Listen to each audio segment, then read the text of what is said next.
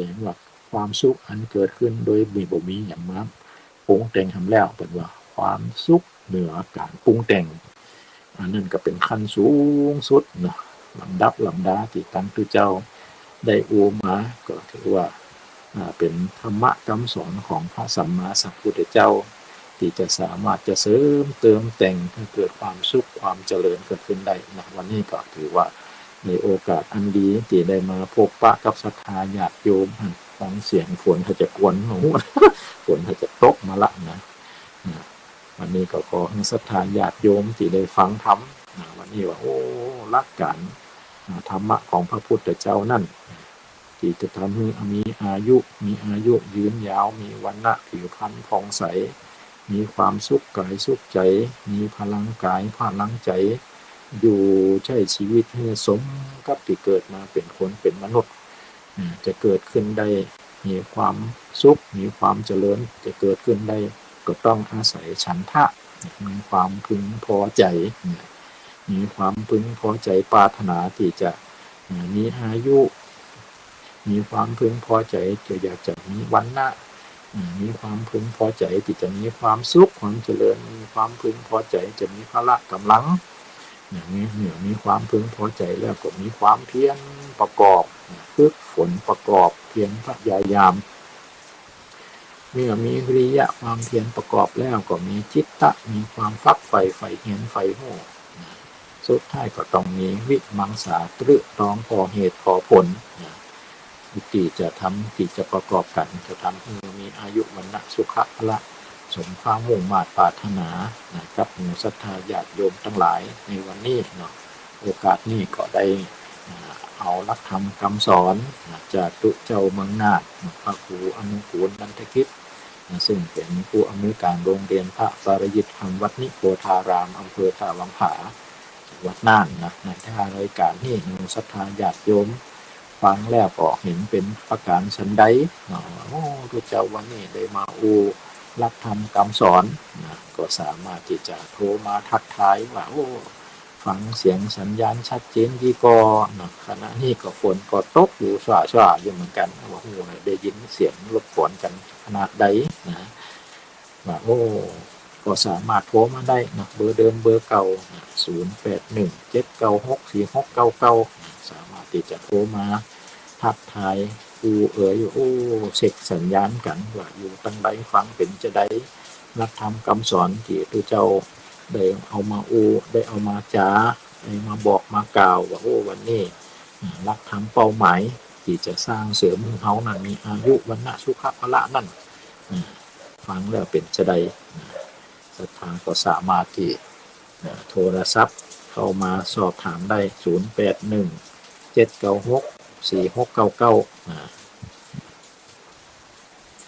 หรือว่าเสียงมันรบกวนกันเนาะอาจจะไม่เคยได้ยินโอ้แม่ก้องโทรมาละเราฟังกันตลอดเจริญพรโยมแม่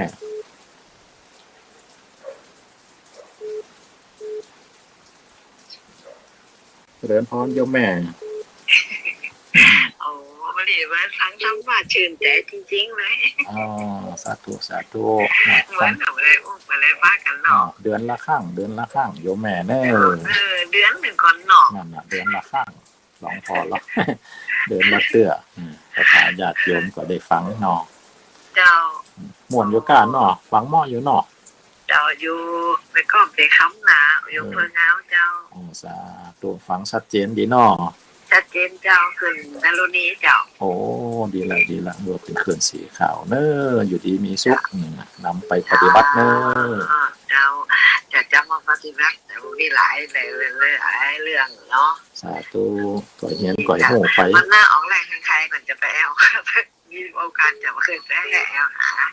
สาธุจะมาหลานไปหาหลานที่อยู่นี่จ้ะอยู่ที่อำเภอเงาเนี่ยจ้ะดีละเนอศรัทธาญาติโยมสาธุเนี่ยจ้าเนาะสาธุโอ้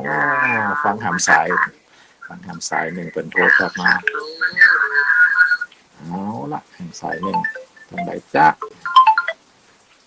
ศรัทธาญาติโยมเจริญพรพร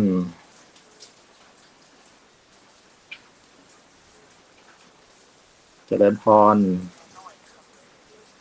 เสียงหลังก่อยแต่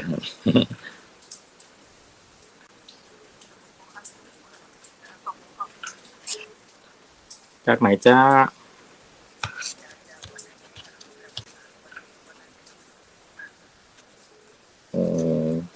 ทำเนอะเมื่อใครได้ยินเสียงแล้วฮะเจริญพรเจ้ากราบนมัสการเจ้าอ๋อเจริญพรเนอะพระวิชากับมือเวียนพระเต้าเนื้อฟังทักเอดีนะเจ้าโอ้สาธุเจ้าคำสอนก็เป็นบทเรียนดีๆนะเจ้าเนาะสาธุสาธุเจ้าชัดเจนดีฟังจากขึ้นดูดารณีโดยหมอกนะเจ้ากับไม่ฝาดนะเจ้าสาธุโอ้ตะกี้ก็สายไข่มุลุดไปเห็นแล้วศรัทธาญาติโยมก็ฟังจากหลายที่หลายแห่งศรัทธาญาติโยมก็ฟังแล้วก็คงจะได้นำไปปฏิบัติเนาะนำไปพินิจพิจารณาให้ก่อนนะเอาละจังใดนี่ฮัลโหลฮัลโหลจากจังใดจ้าไว้สาครับมันถัดครูครับผมโอ้ได้ยินนี่ผมจะเพศจะได้ยินชัดเจนนะครับเนี่ยอยู่น้อยอยู่มันแดงนะครับเสียงมันแดงนะครับน่าจะวันนั้นครับประเสริฐนาแดงออกฟังครับที่ตามแล้วฟังอยู่ที่สถานีสัตตวิโดนำโดยอนันตารุณีนะครับที่วันถุงมงคลนะครับโอ้สุดยอดติดตามฟังธรรมะตลอดเลยเนาะพ่อน้อฟังตลอดนะครับยังชัดเจนนะครับเนาะฟังไปก็โอ้มีความคิดความอ่านดีจากอันต้องทำความสอนเนาะถ้าก็โค้คำเนาะอันเป็นว่าน้องทำน้องใจน้องใส่เราเนี่ยเอาฟังแต่กินรสใจจะเล่นตรงเดียวที่นี่ครับสาธุเนออยู่ดีมีสุขกำลังครับกำลังใจพระครูครับของอาจารย์พระครูอยู่เป็นสุขเนอเป็นโมดมใส่แกบอกน้องลูกหลานต่อไปครับขอสวัสดีนี่พระครูสาธุเหมือนกันเนอ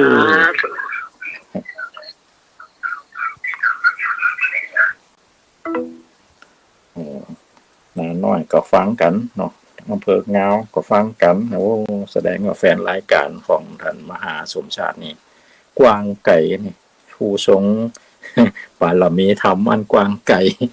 มีศรัทธาญาติโยมฟังรายการทั่วทุกสารทิศเป็นว่าคืนสีขาวเนาะธรรมะคืนสีขาววันนี้ก็ทางตัวเจ้าคงศิลป์หรือว่าตัวเจ้าพระครูอนุกูลนันทกิจก็มาออกรายการก็ขอให้ศรัทธาญาติโยมฟังแล้วก็พิจารณาเพราะเนาะส่งเขารับเขานอนก่อนเขารับเขานอนก็นึกถึงพระพุทธธรรมพระสงฆ์เนาะนำความสุขความเจริญเข้ามาสู่เนื้อสู่ตัวนะเหมือนที่ตัวเจ้าอุตกิแปลงจิตแปลงใจปุ้งเขาเนาะให้ใครอยู่สุขสบายก็ปุ้งสุขเข้าไปใครเดือดใครเดือดร้อนก็แล้วแต่เนอะศรัทธาญาติโยมบางคนนี่ให้เกิดบัดเต่าบัดนั้นเอาเขาใส่พิษเติมความร้อนความให้เติมความโกรธเติมความโลภเติมความหลงเข้าไปเนี่ยโอ้จิตใจฟุ้งซ่านเดือดร้อนเนื้อร้อนใจเดือดร้อนอกร้อนใจก็จะเกิดขึ้นมามักนะก็เป็นกลายเป็นว่าปรุงพิษปรุงล่ำไปนะถ้ามัวปรุงล่ำไปก็เปลี่ยนใหม่เนาะเปลี่ยนตั้งเก้าใหม่หายใจเข้าใหม่ให้ปรุงจิตปรุงใจในทางที่ดีที่ถูกต้องก็จะทำให้ชีวิตนั้นเกิดความสุขความเจริญเหมือนดังที่เขาปรารถนาก็คือมีอายุยืนมีวรรณะผิวพรรณผ่องใสสุขะมีความสุขกายสุขใจพละมีพลังกายพลังใจในการที่จะเป็นผู้สร้างคุณปารมีสร้างบุญสืบต่ออายุพุทธบาทศาสนาสืบต่อเนื่องไปเดินไปสู่เมืองนิพพานเตาติของมุ่งมาตรปรารถนาเมื่อยังบัดไปถึงนิพพานแต่เตื้อก็ปิกมาเกิดสร้างปารมีข้ามภพข้ามชาติต่อไปโดยอาศัยบุญญาบารมีมาเสริมหนุนก็จะมาพบมาปะกับพระพุทธบาทศาสนาพบกับหลักธรรมคำสอนของพระสัมมาสัมพุทธเจ้าแล้วก็มาสอบต่อนะเสริมต่อเพื่อจะเสริมบารมีธรรมสามารถสร้างสมบารมีบุญญาบารมีเพิ่มขึ้นสูงขึ้นเรื่อยๆนะสะสมบารมีไปเรื่อยๆหลายภพหลายชาติเข้าเขาก็จะได้สามารถที่จะเข้าไปใกล้เมืองนิพพานเข้าไปแก้วก็จะไป บรรลุเป้าหมายสูงสุดของหลักของพุทธศาสนาคือนิพพานังปรมังสุขังนิพพานเป็นสุขอย่างยิ่งผู้จุคนเนอศรัทธาญาติโยมเนาะท้ายรายการนี้ก็คงจะฝากปิดรายการกับตังหันมหาชมชาติไว้เนอ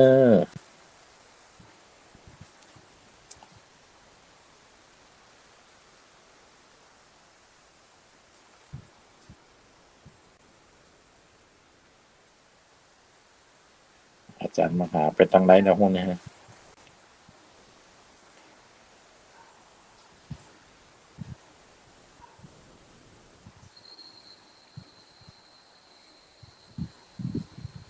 สวัสดีครับพ่อโลกครับอาจารย์ครับฮัลโหลครับฟังเพิดฮัลโหลฟังเพิดเนี่ยเนาะฟังเพลินไป เปิดโอกาสเต็มที่วันนี้โอ้ดีละศรัทธาญาติโยมก็ฟังกว้างไกลดีเนาะครับผมอาจารย์ครับดีละทุกเดือนเนาะล็อกเวลาไว้ของท่านอาจารย์ก็เป็นวันที่ทุกวันที่4ของเดือนโอเคโอกาสหน้าอาจจะพูดกันหันหน้า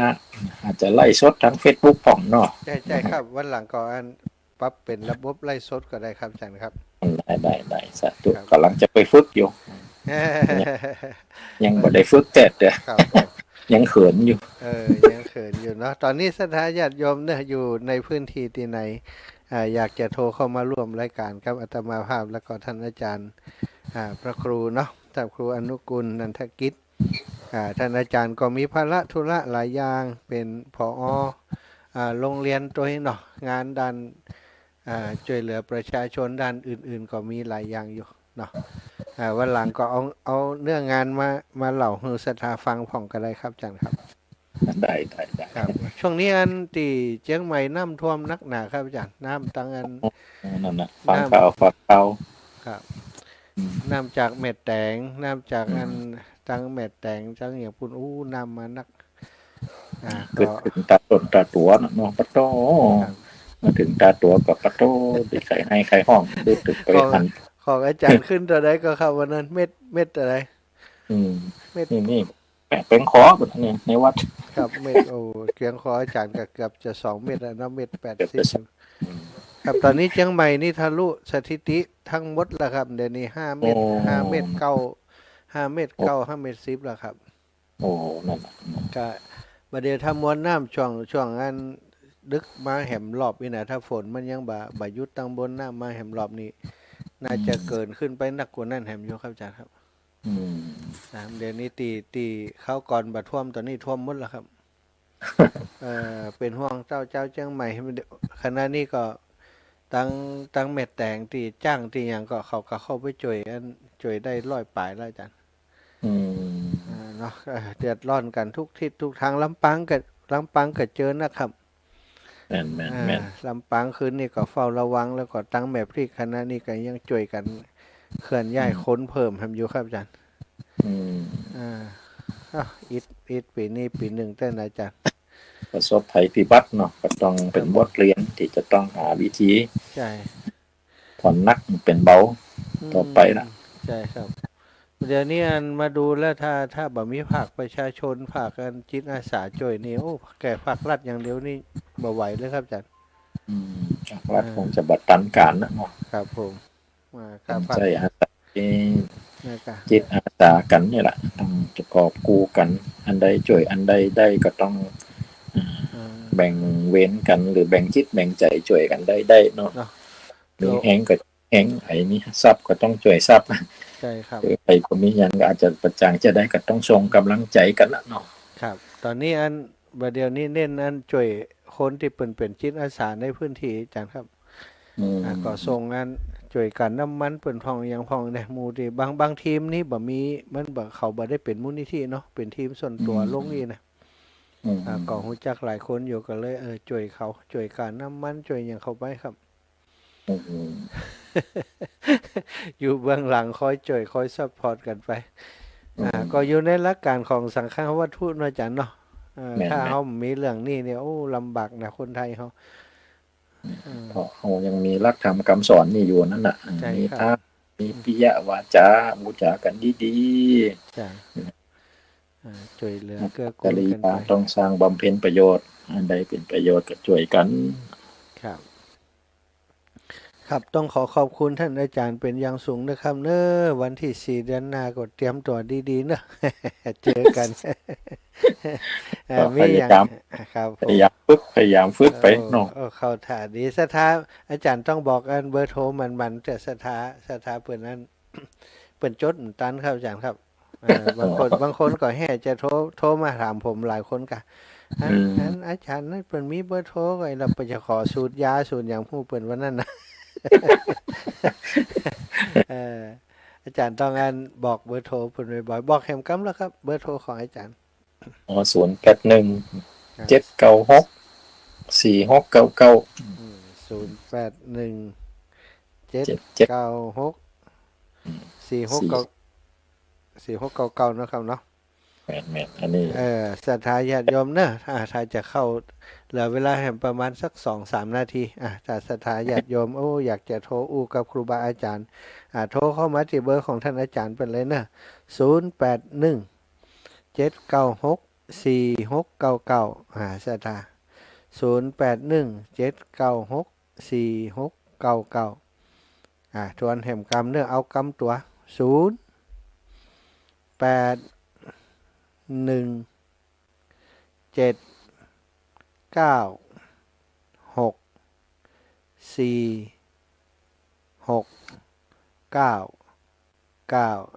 ไผอันจดตันโทรมาเลยเนอะ699นี่มนลังกะ วันนั้นอัน665กะอาจารย์ บัดนี้ ลูกสาวมาแล้ว โทรมาแล้วฮัลโหล สาธุฉันเนอะจำผู้เพียงเนอะ ปูเพียงเจริญพรปูเพียงตุ่มน้อยปูเพียงฟังเสียงชัดเจนดีเนาะ ชัดเจนครับเจ้าผู้เพียงผู้เพียงเนอะ สาธุจะดีมีสุขเนอะ ได้ฟังดีใจได้หยังนี่ได้กำลังคำสอนเนาะ สาธุ จะปกแก้วเนอะมาถึงเลยเนอะ ปวดแก้วตุ่มน้อยปูเพียงสาธุ เอาไปสารเนอะอาจารย์เนอะจึงดีมีสุขบุญรักษาสารตุ่มตัวผู้คนผู้ไปนะทุกจริงทุกร้านตัวไทยกันเนาะ สาธุ สาธุครับ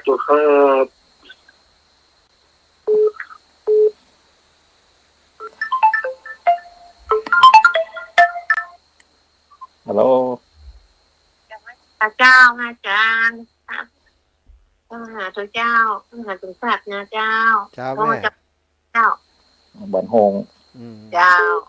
แล้วข้องวันนั้นนี่กำลังนองนี่ลูกสาวโทรมาแค่อยู่ตำบลเรายาวน้ำนี้ขึ้นมาแล้วเลยว่ะ น้ำลีขึ้นแม่สายทองเนาะแม่สายทองบ้านห้องละปูนเนาะ เจ้าแม่แล้วเจ้า โอ้เสียงม่วนดีลูก อันนางลีก็โทมแล้วก็เนี่ยนะไม่แต่ล้นอะไรนิดเดี๋ยวนี้ เจ้ากินพื้นที่กว้างอยู่ ต้องอยู่ไปสูงแหละ ข้าวโทมอยู่ที่สูงอยู่ใกล้ดอย ดีละ เข้าใจดีนะธรรมะเจ้าเป็นกำลังใจส่งลูกส่งองค์นะเจ้ากับไว้สาเจ้าสาธุเจ้า สาธุเจริญพรเนอร์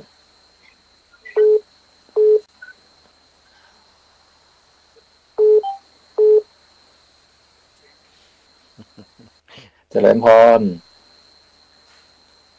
ครับไว้สาครับท่าน จากทางใดจ้า น้ำบ้านปูหนองเลี้ยงปลาเป้าเชียงไฮ้นะครับ โอ้ยังเป่าก็ฟังชัดเจนดีเนาะ ครับ สาธุเนอร์เวียงเป่านำมาท่วมกันเนาะ ก็เดี๋ยวนี้ยังทุ่มไหนเถอะครับ สาธุจะดีมีสุขเนอะปนเนอร์ ไว้สาครับ สาธุ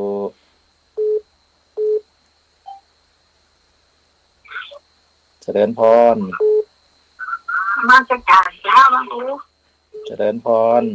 จากทางใดจ้าย ายพรวัดน้องบัวแดง ยายพรโอ้ยายพรฟังธรรมะจะได้ของนอวันนี้ ทางเห็นเจ้าอะไรวะเป็นหวานทำ ดูบ้านที่โดนอาหมาบ้านเดินป้าไปไม่ใจรู้อยู่ วันนี้ตัวเจ้าเมืองน่านเนาะ โดยจังฟังท่านมหาน่ารัก พาจนชาติ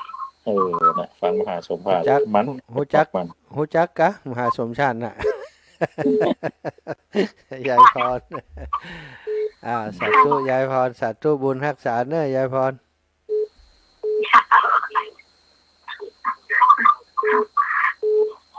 ยากด้วยจ้ะ รับแหมสักสายหมดเวลายายพร ฮัลโหลจากทางใดจ้า ไม่สาธุอาจารย์เจ้าแต่ตลาดแก่ซ่อนน้ำพื้นวันฟานจากวันลำปางเจ้า โอ้นี่ใส่ลำปางมาละ ลำปางหาเงิน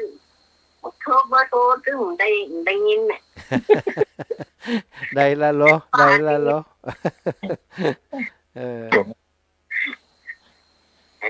ว่าเร็วลับเนาะเดี๋ยวนี้เป็นจดได้แล้วก็โทษต่างคนต่างโทรมาเนี่ยจนกันลุบลับเดี๋ยว เจ้า นี้ ถอนกัดเสียงนี้เลยเจ้า สาธุ ค สา รับ ธุ กับพระอาจารย์นั้นลารายการครับอาจารย์ครับ สาธุเนาะโอ้ละอันจะลารายการแล้วนี่หมดเวลาละเนาะสาธุเนอะ เจ้าแต่ เอาละเนาะคงจะได้เวลาจบรายการเจริญพร ฟังอยู่เจ้า สาธุ อันท่านคือท่านมหาท่านเจ้า อยู่แม่ อยู่ด้วย อยู่เจ้า ฮัลโหล ได้ดีแล้วเนาะ สบายดี น้ำตั้งเมืองฝางบอกขึ้นก่ะวันนี้ สารพี ฮะ อันนี้สารปีกะ เจ้า อ๋อ แม่สุแก้วคำอ้วนนี่ เจ้า น้ำขึ้นนักกว่าวันนี้ อันเป็นคือที่อันสะพานนวราชอยู่ โอ้ เจ้า เจ้าแม่ ระวังเด้อ เก็บผ้าห่มไว้สูง สาธุเจ้า เจ้า นิมนต์ท่านอาจารย์รับสายเลยครับ เจ้า สาธุ เจ้า สาธุ นี่พระมหา มหาหยัง ละเจ้า ท่านอาจารย์พระครูอนุกูลนันทกิจวัดหนองบัวเมืองน่านเด้อ ออกด้วยกันอยู่ด้วยกันออกเสียงด้วยกัน ก็ว่าบนบอกเบอร์โทรตะกี้ก็เลยโทรไปฟอมาได้เจ้า ดีละแม่ดีละ จดไว้เนาะเก่าๆทางหลังฮกเก่าๆทางหลัง เจ้า สาธุ สาธุเจ้าไว้สาเจ้า สาธุ อายุวันโนสุขังพลังเด้ออาจารย์รับตั้งนอกสายได้ละ ฮัลโหลครับ จากทางใดนี่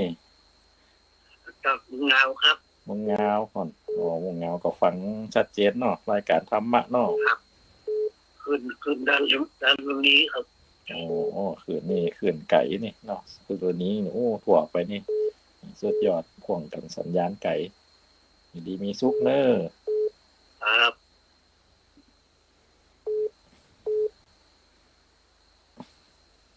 โล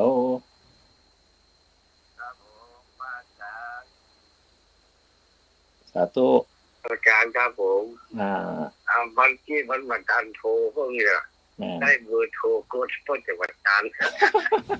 นั่นน่ะบอกเร็วไปหน่อย จะโทรเข้าแต่วันจันทร์นะครับว่าอาจารย์ บ่เป็นหยังนั่นแห แต่ ละ พวกคนพูดจะได้มายินพระอาจารย์เนี่ยได้ยินพระอาจารย์ได้ตามวันนี้แหละ นั่นน่ะเหมือนออกเปลือก คนไปเลิกหลับปูนเราเคยโรยจางมันน่ะ คนละปูนเนาะ ที่ ดี เคยเข้ากับพระอาจารย์มรมิตรทุก วันนะครับ ดีละดีละสาธุเนอ เข้าใจครับเข้าใจครับ สาธุ อันป้าจ่ายรู้ก็อย่างว่าละคนเราจะแต่งจิตดูจิตเขาจะเข้าใจครับจิตรู้จิต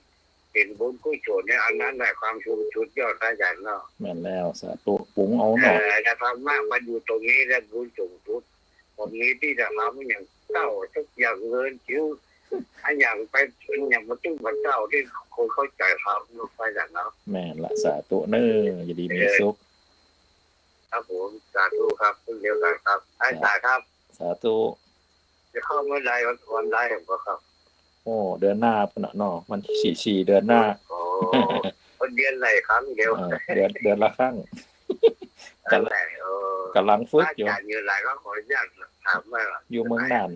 านอำเภอตาวังผาจังหวัดน่านเนอวัดหนองบัว เพื่อนทราบว่าหายครับ อืม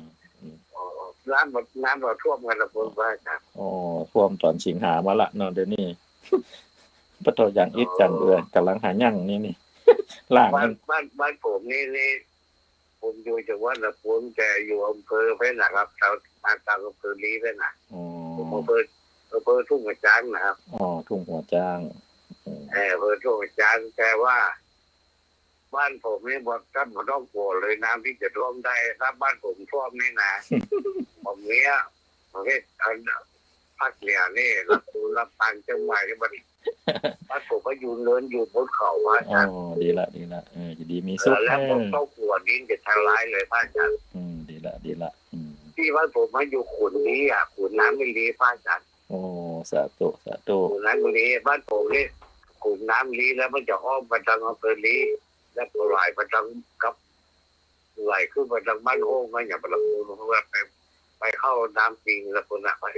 คนละทีมา โอเคสาธุโอกาสหน้าคงป้ากันเนาะ ครับผมสาธุครับผมครับผม สาธุฮัลโหล